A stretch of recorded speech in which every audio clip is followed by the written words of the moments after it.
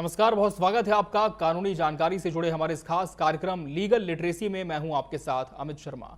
Legal literacy में हम हर बार आपको अलग अलग विषयों से संबंधित कानूनी जानकारियां प्रदान करते हैं और आज भी हम एक अहम विषय पर चर्चा करने जा रहे हैं।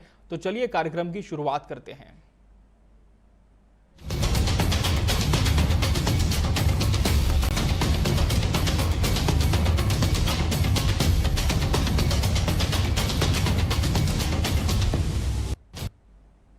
आज लीगल लिटरेसी में हम बात करने जा रहे हैं म्यूल अकाउंट्स पर, यानी ऐसे खाते जो किराए पर दिए जाते हैं। आखिर ये किराए पर खाते देता कौन है, किसे देता है और उसके बदले क्या कोई विशेष लाभ देनदाता को मिलता है और कानूनी दायरे में क्या इसे अपराध माना गया है, ये हम जानेंगे आज के इस एपिसोड में। और इस विषय पर हमारे साथ चर्चा करने के लिए स्टूडियो में मौजूद है हमारी गेस्ट हाईकोर्ट एडवोकेट सिमरन कौर लूथरा जी। मैम, बहुत बहुत स्वागत है आपका इस खास शो में। मैम, लगातार हम म्यूल अकाउंट्स की चर्चा सुनते हैं और हाईकोर्ट में भी काफ़ी सारे केसेस आप डील करती होंगे जिनमें ऐसे अकाउंट्स का जिक्र होता है जो कि किराए पर दिए जाते हैं। सबसे पहले तो मैम यही समझना चाहेंगे कि बैंक अकाउंट्स किराए पर देना क्या है और क्या ये क्राइम की कैटेगरी में आता है?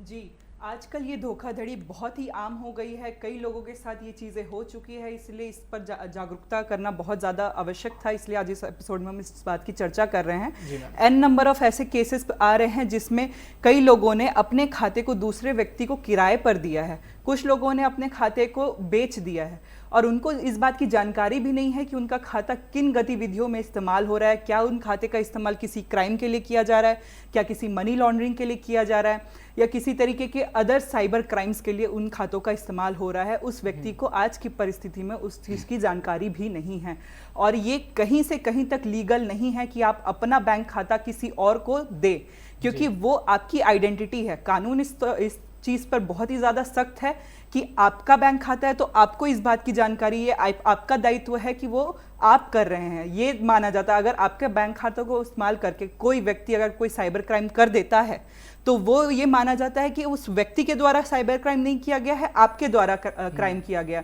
विधि द्वारा ये स्ट्रिक्ट प्रिजम्पशन लिया जाता है। तो जनरली लोग बैंक खाते का इस्तेमाल किस क्राइम्स के लिए यूज़ करते हैं? आज तक जो देखा गया है, मनी लॉन्ड्रिंग जैसा क्राइम कि ब्लैक मनी को वाइट मनी में कन्वर्ट करना, सेकेंडली साइबर फ्रॉड्स करना। आपको स्पैम कॉल्स भी आते होंगे, डिजिटल अरेस्ट की भी बहुत सारे केसेस देखे गए थे, फाइनेंशियल फ्रॉड्स कई सारे हुए हैं। कई ऐसे आपको फर्जी लोन ऐप्स भी दिखेंगे जिसमें लोन देने के इजी लोन्स के मार्फत आपको इजी लोन प्रोवाइड किया जाएगा, ज़्यादा आपकी डॉक्यूमेंटेशन कोलैटरल कुछ भी नहीं लिया जाएगा। ऐसे करके आपसे लोन लिवाया जाता है और उस लोन की रिकवरी के लिए an number of cyber crimes, आपकी तस्वीरें बना करके आप ब्लैकमेल किया जाता है। तो ये खातों का प्रयोग किया जाता है उस पैसे को कलेक्ट करने के लिए। तो जो खाता है इसीलिए बहुत ही ज़्यादा आपकी रिस्पॉन्सिबिलिटी होती है कि आप उसको एकदम सेफ और प्रोटेक्टेड रखें। इसके लिए हम ये चीज़ों पे आगे डिटेल में चर्चा करेंगे। जी हाँ मैम, वजह क्या होती है? क्या कोई अपना बैंक अकाउंट किराए पर जब देता है तो स्वेच्छा से देता है या कभी कोई दबाव भी इसके पीछे होता है? देखिए, सबसे पहले हम अपनी जनता को समझते हैं जी। जितनी जनता इलिटरेट है, जो ज़्यादा पढ़ी लिखी नहीं है, उनको अगर ये बोला जाए कि ला दे तेरा खाता दे और फिर उसमें हम तुमको महीने का 4,000 रुपये डलवाएंगे, तुमको 4,000 रुपये देंगे या 5,000 रुपये देंगे, तो ये फ्री मनी का एक बहुत बड़ा स्कैम होता है। दूसरा, जो नौकरी पेशा लोग हैं, जो नौकरी की तलाश करते हैं, उनको जॉब्स का लालच दे करके उनका खाता लिया जाता है। थर्डली, इसमें लालच, अगर आपको ऐसे कहीं पे भी विज्ञापन दिखते हैं कि घर बैठे पैसे कमाओ या फिर घर बैठे 50,000 रुपये मंथली अपने पास पाओ, इस तरीके के अगर आपके साथ में एडवर्टीजमेंट्स आते हैं तो ये भी आप समझ जाइएगा ये बहुत ही ज़्यादा बड़ा स्कैम है। ऐसे जानकारी की कमी, जैसे हमारी जनता है, ज़्यादातर बच्चे अगर हैं, यंगस्टर्स हैं, उनको ये लगता है कि इजी मनी हम कैसे कमा पाए। दूसरी, बेरोजगार जनता है। तो इस तरीके से कई सारे लोग हैं जिनकी कुछ फाइनेंशियल नीड्स होती है। तो जो अपराधी है वो उन नीड्स को टारगेट करते हैं और इस नीड्स की फुलफिलमेंट के लालच में वो आपसे आपका खाता मांगते हैं और ये बोलते हैं कि नो क्वेश्चंस आस्क्ड। जनरली हमने जो फील्ड में देखा है, आपका पासबुक ले लेंगे, आपका एटीएम कार्ड ले लेंगे, आपके नाम से एक नंबर, मोबाइल नंबर ले लेंगे और उस चीज़ को इस्तेमाल करके धोखाधड़ी करेंगे और आपको महीने के कुछ पैसे किराए के नाम पे देंगे कि ये चीज़ हम आपके किराए पे यूज़ कर रहे हैं। और बाद में जा करके उस व्यक्ति को पता चलता है कि उस चीज़ का इस्तेमाल बड़े बड़े स्कैम्स में हो चुका है। हाँ। तो इसीलिए अलर्ट रहने की बहुत ज़्यादा ज़रूरत है। जी हाँ, बिल्कुल। मैम, क्या इसे हम गंभीर अपराध मान सकते हैं? जी बिल्कुल। सबसे पहले ये इस तरीके जो अपराध होते हैं, ये आपराधिक दृष्टिकोण से देखा जाए तो छल का अपराध होता है, धोखाधड़ी का अपराध होता है, जिसको पहले 420 बोला जाता था, धोखाधड़ी। दूसरा न्यास भंग, किसी का विश्वास तोड़ना। सेकेंडली साइबर क्राइम, एक साइबर क्राइम होता है। दूसरा prevention of money laundering act के अंतर्गत भी कार्रवाई की जा सकती है। इस अपराध की गंभीरता ये होती है अमित कि ये अगर आप करते हैं तो ये आप ही कर रहे हैं, ये माना जाता है। आपने अगर बेचा है, आप कुछ कर भी नहीं रहे, आपको ज्ञान भी नहीं, आपको कुछ भी नहीं है, लेकिन आपने अगर बेचा है या आपका खाता कहीं से लीक हुआ है, तो आप ही दोषी हैं, आप ही अपराधी है, और आपके विरुद्ध ही ये सारी धाराएं लग सकती हैं, आपके विरुद्ध ही इन्वेस्टिगेशन हो सकती है। वर्तमान में रायपुर में भी ऐसे केसेस हुए हैं जिसमें बेल तक नहीं मिल रही है, बेल का राहत भी नहीं दिया जा रहा है ऐसे म्यूल अकाउंट होल्डर्स को, जबकि किसी को पता भी नहीं है किस अपराध के अंतर्गत उनको अरेस्ट किया गया। जी अमित। बिल्कुल, जैसे कि मैम आपने बताया कि ये गंभीर अपराध है, तो निश्चित तौर पर इसमें गिरफ्तारी भी हो सकती है। तो क्या अकाउंट किराए पर देने पर गिरफ्तार किया जा सकता है, भले ही जो अकाउंट होल्डर है उसे इसकी जानकारी ना हो कि उसका खाता किस लिए इस्तेमाल किया गया है? जी, इसमें गिरफ्तारी सबसे पहले किसी भी संज्ञेय अपराध में फर्स्ट स्टेप यही होता है गिरफ्तारी का। तो जब शासन को ये सूचना होती है या अभियोजन को, पुलिस को ये सूचना होती है कि इस खाते के माध्यम से साइबर क्राइम किया जा रहा है, और उस खाते को सबसे पहले ट्रेस किया जाता है। ट्रेस करने के बाद में जो खाता का जो ओनर है उसको ढूंढा जाता है और उसको प्राइमा फेसी पूछताछ के लिए गिरफ्तार किया जाता है, और संज्ञेय अपराध का दृश्यता जब दर्शित हो जाती है तो उसे गिरफ्तार भी किया जाता है। आज की परिस्थिति में गिरफ्तारी होने के बाद में आपको बेल, जमानत का लाभ मिलना भी बहुत ज्यादा मुश्किल है, और ये अगर साइबर क्राइम सेल आपको अरेस्ट कर रही है वो भी गंभीर अपराध हो जाएगा, और ईडी अगर आपके खिलाफ इन्वेस्टिगेशन कर रही है तो उसमें तो आप समझ लीजिए कि बहुत ज्यादा स्ट्रिक्ट इन्वेस्टिगेशन होती है, तो बहुत कम स्कोप होगा आपके बच के निकलने का। जी अमित। मैम, जहां तक जांच की बात की जाए तो कौन कौन सी एजेंसियां इसकी जांच में शामिल होती हैं? जी, सबसे पहले क्योंकि बहुत ज़्यादा साइबर क्राइम्स हो रहे हैं और सबसे पहले डीलिंग होती है बैंक्स के माध्यम से, तो कई बैंकों ने अपनी एक फ्रॉड मॉनिटरिंग टीम का गठन किया हुआ है कि इस तरीके के खाते में किसी भी प्रकार की इलीगल एक्टिविटी या कोई भी ऐसी गतिविधि दिखाई देती है जो कहीं ना कहीं से साइबर क्राइम से रिलेटेड है, तो वो टीम सबसे पहले एक्टिव होती है। सेकेंडली, साइबर क्राइम पुलिस आपको आजकल आप जब भी कॉल करते होंगे आपको ये चीज़ सूचना गृह मंत्रालय द्वारा दी जाती होगी कि साइबर क्राइम का पोर्टल है cybercrime.gov.in, और 1930 एक हेल्पलाइन नंबर है जिसपे आप कॉल करके इसकी सूचना दे और अलर्ट रहें। ये सारी चीज़ों की एक डिस्क्लेमर आपको हमेशा दिया जाता है। तो साइबर क्राइम पुलिस जो है सेकंड बॉडी है जो इस पे इन्वेस्टिगेशन करती है, डेटा कलेक्ट करती है और उसके बाद में साइबर क्रिमिनल्स को ट्रेस करती है। उसके बाद हम ईडी की बात करते हैं।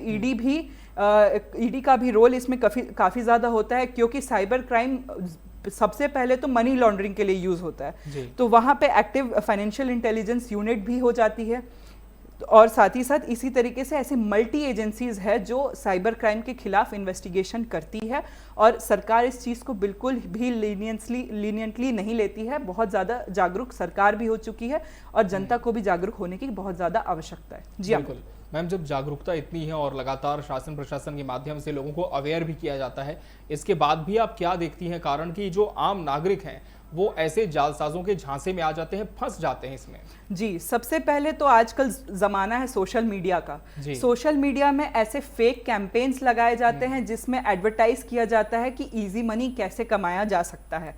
यंगस्टर्स इन चीज़ों से काफ़ी ज़्यादा अट्रैक्ट होते हैं और वो ये बोलते हैं कि ठीक है हम ये चीज़ों को करेंगे। सेकेंडली, क्रिप्टो करेंसी का जब प्रचलन काफ़ी ज़्यादा बढ़ा है तो क्रिप्टो करेंसी में भी काफ़ी ज़्यादा मनी लॉन्ड्रिंग होती है, उसके भी माध्यम से मनी लॉन्ड्रिंग की जाती है और साइबर क्राइम्स को घटित किया जाता है कि कई लोगों के बैंक अकाउंट खाली होते हुए भी हमने देखे हैं।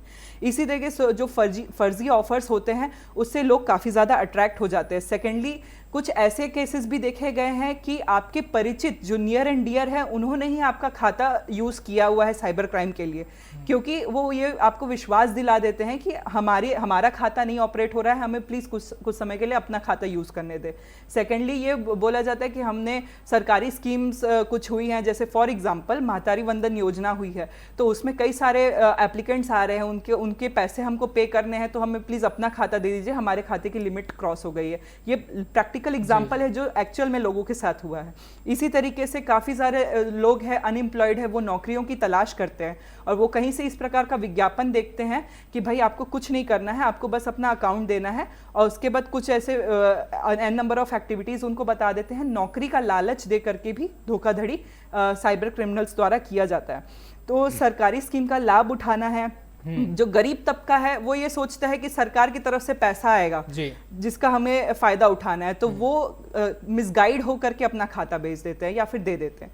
तो इस तरीके से लोग इन जालसाजी में फंस जाते हैं। तो कभी भी आप इस तरीके का आपको ऑफर आए, आपको उन सारी चीजों को इग्नोर करना है और अलर्ट होकर के उसको रिपोर्ट भी करना है। जी अमित। बिल्कुल मैम, अगर इन खातों की बात करें तो उनकी सबसे बड़ी परेशानी क्या होती है फ्रीज अकाउंट्स की? जी, सबसे पहले फॉर एग्जांपल अगर आपका खाता कहीं ना कहीं आपने किसी को किराए में नहीं दिया है, लेकिन आपका खाता कहीं ना कहीं आपराधिक गतिविधि में अगर लिंक हो जाता है और एफआईआर हो जाती है, सबसे पहले आपका अकाउंट फ्रीज होता है। तो जब आपका अकाउंट फ्रीज होता है तो उसमें बहुत दिक्कत हो जाती है उसको अनफ्रीज कराने में। हमें एन नंबर ऑफ स्टेप्स उठाने पड़ते हैं, कोर्ट के चक्कर लगाने पड़ते हैं, साइबर क्राइम सेल के चक्कर लगाने पड़ते हैं, उस अकाउंट को अनफ्रीज कराने में महीनों लग जाते हैं और लोगों को पता भी नहीं होता उनका अकाउंट फ्रीज क्यों हुआ है। आपके आसपास के लोगों के साथ भी ये फ्रीज होने वाली दुविधा उत्पन्न हुई होगी। जी अमित। बिल्कुल मैम, फ्रीज अकाउंट को दोबारा यदि किसी को रिस्टोर कराना है तो क्या इसकी कोई बहुत जटिल प्रक्रिया होती है जैसे आप बता रही है, क्या स्टेप्स हम फॉलो कर सकते हैं? जी, सबसे पहले तो अगर आपका अकाउंट फ्रीज हो जाता है तो आपको अपने बैंक को कनेक्ट करना है, अपने बैंक को जाकर के इन्फॉर्म करना है। बैंक आपको रिटर्न में रीजन बताएगा कि क्यों आपका अकाउंट फ्रीज हुआ है। सेकेंडली आप वो रिटर्न जो रिकॉर्ड है उसको ले जाकर के साइबर क्राइम पुलिस के पास जाएंगे और साइबर क्राइम पुलिस जो है इस पे इन्वेस्टिगेशन करेगी और इन्वेस्टिगेशन करने के बाद में अगर ये पाया जाता है कि आपके अकाउंट में गलत तरीके से आरोप लगाया गया है तो आपको एक एनओसी प्रोवाइड करेगी। उस एनओसी को लेकर के आप एक लीगल नोटिस भेज सकते हैं। सेकेंडली कोर्ट में अप्लाई कर सकते हैं। आप ज्यूरिसडिक्शन के कोर्ट में जाकर के एक सुपुर्दनामा का एप्लीकेशन होता है वो लगा करके अपना अकाउंट अनफ्रीज करवा सकते हैं। सेकेंडली आप हाई कोर्ट जाकर के एक रिट याचिका दायर करके भी उसको अनफ्रीज करा सकते हैं। ऐसे कई केसेस हैं जिसमें हाई कोर्ट ने विद इन 15 डेज में भी अनफ्रीज करवाया था खाता को, जब ये पता चला कि उस खाते का कहीं से कहीं तक किसी अपराध में लेना देना नहीं था। तो इसके लिए ज़रूरी हो जाता है कि आप ये चीज़ साबित करें कोर्ट के सामने कि आपके खाता किसी भी इलीगल एक्टिविटी में इंडल्ज नहीं था।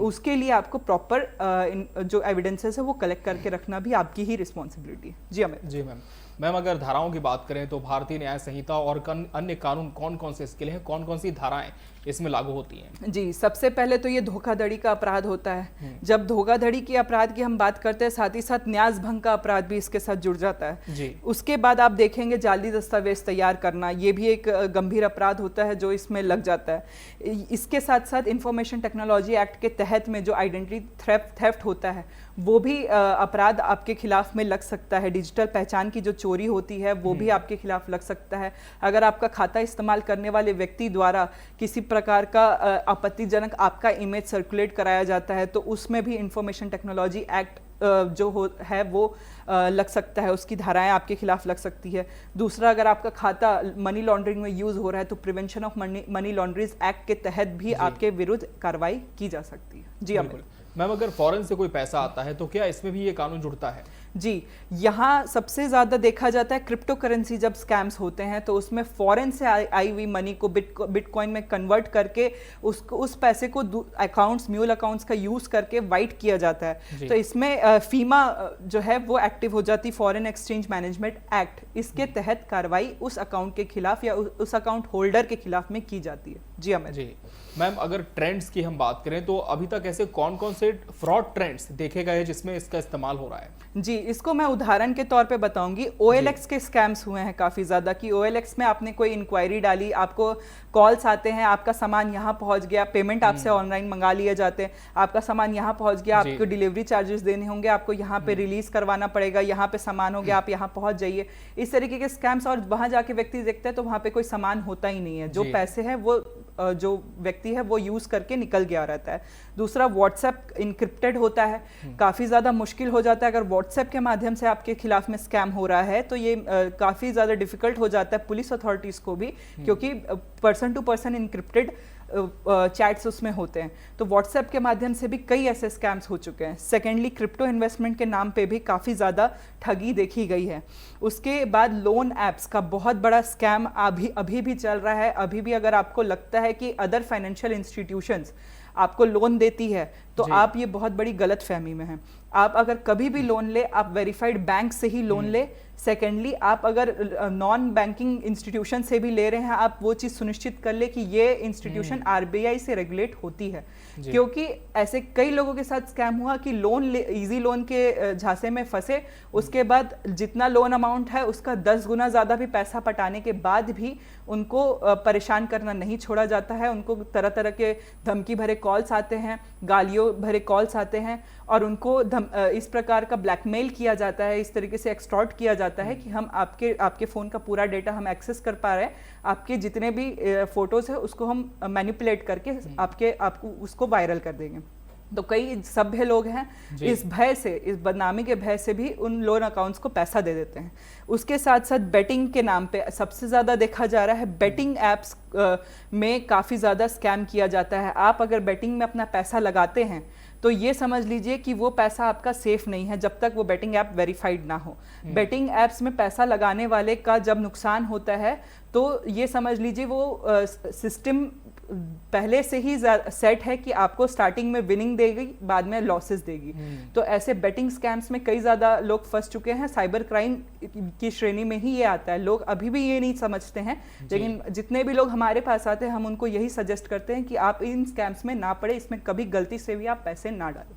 जी अमित। बिल्कुल, और नागरिकों की जिम्मेदारी तो इसमें मैम होती है जैसे कि आपने बताया, लेकिन जहां अकाउंट फ्रीज हो रहा है यानी कि बैंक की क्या इसमें रिस्पॉन्सिबिलिटी बनती है? जी, क्योंकि बैंक ही जो है प्राइमरी बॉडी है जो इस चीज़ को कंट्रोल कर सकती है। वहाँ बैंक की सबसे ज़्यादा रिस्पॉन्सिबिलिटी आ जाती है कि वो केवाईसी से रिलेटेड कोई भी लापरवाही ना करे।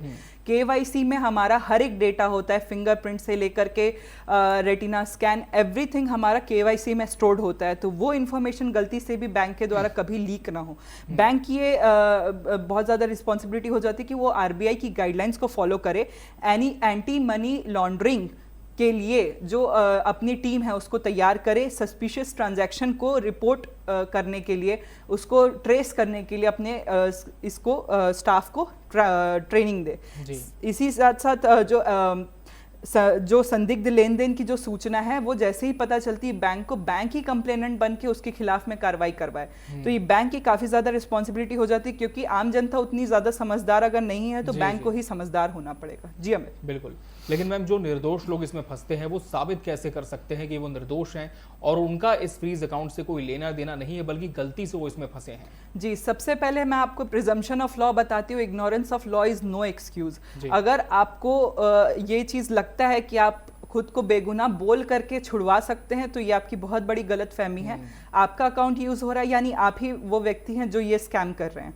तो आप ये चीज़ को अगर साबित करना चाहते हैं, रास्ता ज़रूर है लेकिन अलर्ट रहना सबसे पहले आपकी रिस्पॉन्सिबिलिटी है। रास्ता इसमें यही है कि जैसे ही आपको पता लग रहा है कि आपका अकाउंट यूज़ हो रहा है किसी इलीगल एक्टिविटीज़ के लिए, उसकी तत्काल सूचना आप साइबर सेल को दें। बैंक को भी एक एप्लीकेशन के माध्यम से दें और साइबर सेल को भी एक एप्लीकेशन के माध्यम से दें। आप अपनी ट्रांजैक्शन हिस्ट्रीज को रेगुलरली मॉनिटर करें कि कहीं से कहीं तक कोई इलीगल एक्टिविटी तो आपके खाते में नहीं हो रही है। आपको वो चीज़ मॉनिटर करना बहुत ज़रूरी है। साथ ही साथ आप उस चीज़ का रिकॉर्ड अपने पास में रखें। आपके खिलाफ में अगर एफआईआर होती है और बाद में ये पाया जाता है कि आपका सही में इन्वॉल्वमेंट नहीं है, क्योंकि ये अगर स्टेप्स आपने पहले से लिए हुए हैं, अलर्ट रह गए और उसके बाद में ये ट्रांजैक्शन हिस्ट्रीज को रखा और गतिविधि का इमीडिएट आपने रिपोर्ट किया, तो कहीं से कहीं तक ये दृश्य नहीं होगा कि आपने धोखाधड़ी की है। तो एफआईआर जब होती है तो उसकी क्लोजर रिपोर्ट होती है। तो क्लोजर रिपोर्ट को भी अपने पास में रखें ताकि फ्यूचर में आपके खिलाफ में कोई भी कार्रवाई ना हो। साथ ही साथ आप इस तरीके से कुछ स्टेप्स, सारी चीज़ों का डॉक्यूमेंटेशन, सारे ट्रांजैक्शंस की हिस्ट्री, हर एक चीज़ अपने पास सेफ रखें और जैसे ही लीगल एक्टिविटी हो उसकी इन्फॉर्मेशन दें। इस तरीके से आप बच सकते हैं ऐसे धोखाधड़ियों से। जी बिल्कुल, लेकिन मैम बैंकिंग प्रोफाइल की अगर बात करें तो इसका कितना इफेक्ट बैंकिंग प्रोफाइल पर हमारी होता है? जी, इसका बहुत ज़्यादा इम्पैक्ट आपके बैंकिंग प्रोफाइल में पड़ सकता है। आपका सिबिल स्कोर काफ़ी ज़्यादा नीचे जा सकता है, गिर सकता है। भविष्य में अगर आपको लोन लेना है तो वो लोन लेने में आप सक्षम नहीं रह पाएंगे, क्योंकि आपके अकाउंट में ही इलीगल एक्टिविटीज़ की FIR हो चुकी है। साथ ही साथ आपका पैन और आधार भी लिंक होता है आपके बैंक अकाउंट से, इस बात का आप ध्यान रखें। आपके साथ अदर स्कैम्स भी हो सकते हैं, सिर्फ फाइनेंशियल स्कैम्स नहीं, बहुत तरीके के स्कैम्स आपके साथ आगे भी हो सकते हैं। आप अगर पासपोर्ट नवीनीकरण के लिए जाते हैं तो उसमें भी आपको दिक्कत आ सकती है, वीज़ा एप्लीकेशन में भी आपको दिक्कत आ सकती है, और अन्य सुविधाएं जो सरकार आपको आपके बैंक खाते के माध्यम से दे सकती है, कोई भी स्कीम का लाभ या किसी भी प्रकार का, उस सब में आपको बहुत ज़्यादा दिक्कत का सामना करना पड़ सकता है। जी हाँ बिल्कुल मैम, लेकिन क्या निर्दोष लोगों के लिए कोई खास रेमेडी यहाँ पर आप बताना चाहेंगे? जी, सबसे पहले आपको हेल्पलाइन नंबर पे सूचना देनी है, बैंक को सूचना देनी है, साइबर क्राइम में एक कंप्लेंट लॉन्च करनी है। आप निर्दोष जो व्यक्ति हैं वो यही कर सकते हैं कि एक क्लोजर FIR अगर उनके खिलाफ में हो गई है तो आप किसी भी प्रकार से स्टार्टिंग से ही जो इन्वेस्टिगेटिंग बॉडी है उसको असिस्ट करें, उनकी सहायता करें। अगर आप नहीं कर रहे हैं तो कौन कर रहा है, इस बात की सूचना अगर इन्वेस्टिगेटिंग ऑफिसर को मिल जाती है तो इन्वेस्टिगेटिंग ऑफिसर आपको निर्दोष साबित करने के लिए कंसिडर कर सकता है, आपकी हेल्प कर सकता है वो। तो कभी भी आपके खिलाफ में अगर ऐसा होता है तो आप डरे नहीं, आप सबसे पहले उस चीज़ की सूचना दें, उस चीज़ में जो इन्वेस्टिगेटिंग बॉडी है उनको असिस्ट करें। कंप्लेंट नंबर और जितने भी सबूत है वो सबको आप इकट्ठा करके रखें, और अब एक लीगल एडवोकेट का आप असिस्टेंस ले, आपको एडवोकेट गाइड कर सकते हैं कि आप किस तरीके से इस प्रपंच से निकल सकते हैं। जी अमित। मैम, लेकिन जब गलत फ्रीजिंग होती है तो क्या इसके लिए हम बैंक को जिम्मेदार ठहरा सकते हैं? क्या कोई ऑप्शन ऐसा भी होता है हमारे पास? जी, अगर बैंक अकाउंट फ्रीज होता है तो बैंक अकाउंट बैंक से ही फ्रीज होता है। तो अगर गलती से अगर बैंक ने आपका अकाउंट फ्रीज किया तो डेफिनेटली आप एक कंज्यूमर है, आप कंज्यूमर फोरम का सहायता ले सकते हैं, आप बैंक के खिलाफ में कार्रवाई डेफिनेटली कर सकते हैं। लेकिन इस चीज़ के लिए आपको ये चीज़ साबित करनी होगी कि आपके अधिकारों का उल्लंघन करके आपका बैंक अकाउंट फ्रीज किया गया है। तो इसीलिए आप बैंक के खिलाफ भी कार्रवाई कर सकते हैं अगर गलती से फ्रीज हुआ है तो, और अगर इन्वेस्टिगेशन के तहत फ्रीज हुआ है तो आप सिर्फ उनकी हेल्प कर सकते हैं इन्वेस्टिगेशन में, तभी जाके आपका बैंक अकाउंट जो है अनफ्रीज हो सकता है। जी अमित। मैम, और फ्रीज अकाउंट से जुड़े दस्तावेज की अगर हम बात करें तो कौन कौन से दस्तावेज यहाँ पर जरूरी हमें मिलते हैं? जी, जब हम बैंक अकाउंट आपका फ्रीज हो जाता है तो आप जो इन्वेस्टिगेटिंग बॉडी है उसके पास जाकर के आप सारी जानकारी बताएं। आप अपना आधार पैन डिटेल बता सकते हैं, बैंक स्टेटमेंट, FIR की कंप्लेंट की कॉपी, कि आपका अकाउंट अगर फ्रीज हो गया तो आप जाकर के थाने में जो सूचना रिपोर्ट देते हैं उसकी रिसीविंग की कॉपी आप दे सकते हैं। साथ ही साथ साइबर सेल अगर आपके खिलाफ में कोई ऐसा आपराधिक गतिविधि नहीं पाता है तो वो एक NOC जारी करता है, वो NOC की कॉपी आप रख सकते हैं। अगर आपने लीगल नोटिस बैंक को भेजा है कि मेरा अकाउंट फ्रीज हुआ है, उसको अनफ्रीज किया जाए, और क्यों फ्रीज किया गया है उसकी जानकारी के लिए भी अगर आपने लीगल नोटिस भेजा तो उसकी कॉपी भी आप अटैच कर सकते हैं। ये कुछ दस्तावेज है जो आपको तैयार रखने होंगे। अगर आपको बैंक के पास भी जाना है तो भी, पुलिस के पास जाना है तो भी, और अगर आपको कोर्ट में याचिका दायर करनी है तो भी। जी अमित। बिल्कुल, लेकिन क्या जब हम अदालत जाते हैं तो इससे जो राहत है वो मिलने के आसार जल्द हो जाते हैं, जल्दी मिल सकती है राहत? जब हम अदालत जाते हैं तो जज यही देखते हैं कि इन्वेस्टिगेशन किस स्टेज पर है। अगर इन्वेस्टिगेशन में ये पाया जाता है कि आप निर्दोष है तो डेफिनेटली आपको जो कोर्ट है वो राहत देगा। रिट जुरिस्डिक्शन एक बहुत ही पावरफुल चीज़ है जो हाईकोर्ट के पास है। अगर हाईकोर्ट अपने रिट जुरिस्डिक्शन में ये पाता है कि डेफिनेटली आपके खिलाफ में कोई आपराधिक गतिविधि नहीं हुई है तो रिट को अलाउ करते हुए बैंक को अनफ्रीज करने का आदेश भी हाईकोर्ट पारित कर सकता है।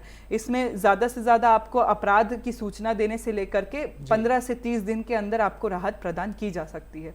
तो एक फास्ट ट्रैकिंग सिस्टम भी है जो कोर्ट्स जो है अपनाती है ऐसे साइबर क्राइम्स के लिए, क्योंकि इसके मल्टीपल कंप्लेंट्स कोर्ट्स देखती है तो ये समझ जाती है कि कौन निर्दोष है कौन दोषी है। जी अमित। बिल्कुल, लगातार लोगों को इस पर जागरूक तो किया जाता है मैम, और सरकार के भी प्रयास होते हैं, लेकिन तेजी से जैसे कि साइबर फ्रॉड और इस तरह के केसेस बढ़ रहे हैं, तो ऐसे में सरकार की कितनी अहम भूमिका आप मानती हैं और इस बढ़ती समस्या को सरकार अपने स्तर पर कैसे रोक सकती है? जी, सरकार ने सबसे पहला स्टेप तो ये कर दिया है कि मोबाइल फ़ोन हर कोई यूज़ करता है तो कॉलर ट्यून की जगह पे एक डिस्क्लेमर सरकार चलाती है। सेकेंडली बच्चों को लिटरेट करना, विश्वविद्यालय में, कॉलेजेस में, सब में उनको फाइनेंशियल लिटरेसी देना कि आप शॉर्टकट तरीका नहीं होता है पैसे कमाने का, आपको काम करके ही पैसा कमाना होता है।